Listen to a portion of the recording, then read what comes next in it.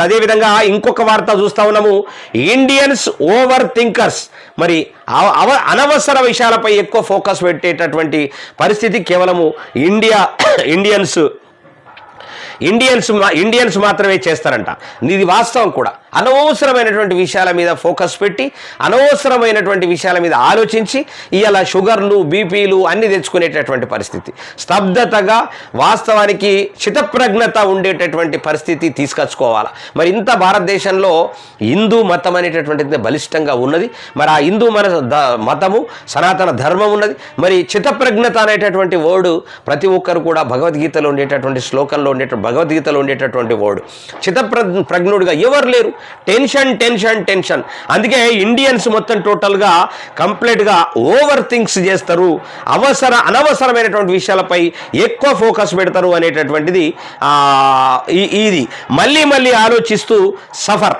దేశంలో 81% మందిది ఇదే పరిస్థితి. మరి బాస్ నుంచి ఓకే మెసేజ్ వచ్చిన బెంబేలే.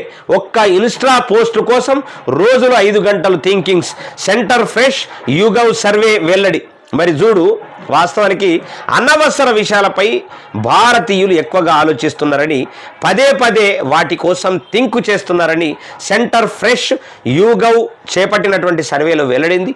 ఈ ఓవర్ థింకింగ్ అలవాటు స్టూడెంట్లు, వర్కింగ్ ప్రొఫెషనల్స్, మరి సెల్ఫ్ ఎంప్లాయీస్, పట్టణ గ్రామీణ ప్రజలు ఇలా స్థూలంగా అన్ని వర్గాల్లో కనిపిస్తున్నట్లు పేర్కొంది. ఒక ఇన్స్టా పోస్టు కోసం రోజులో 5 గంటలు ఆలోచిస్తున్నారని ఈ సర్వే అధ్యయనంలో తేలింది. మన దేశంలో 81% మంది మరి రోజుకు కనీసం 3 గంటలు ఓవర్ థింక్ చేస్తున్నట్లు కూడా వెల్లడించారు. వాస్తవానికి ఇది వాస్తవమే. ఎందుకంటే దీనికి కారణం కూడా ఏంటంటే భారతదేశంలో నిరుద్యోగ వ్యవస్థ, ఆర్థికమైనటువంటి మాధ్యమం పేద ప్రజలకు అందకపోవడం, వాళ్లకు కొట్టుమిట్టాడుతున్నటువంటి పరిస్థితులలో ఇది ఆల్రెడీ అలవాటు చేసుకున్నారు.